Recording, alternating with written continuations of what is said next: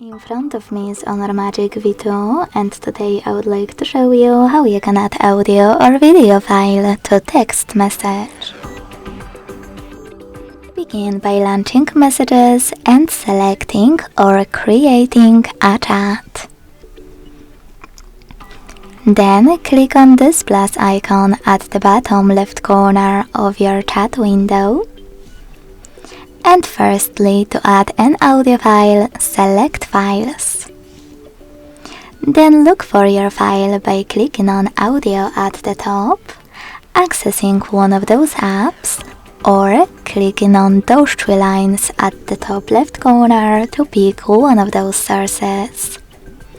Either way, after finding your file, just hold it and click on Select at the top right corner to attach it.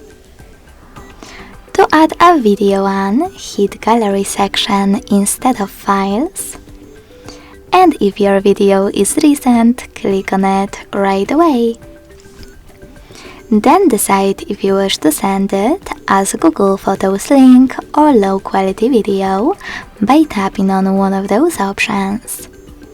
When you finished, click on Just Once or Always at the bottom.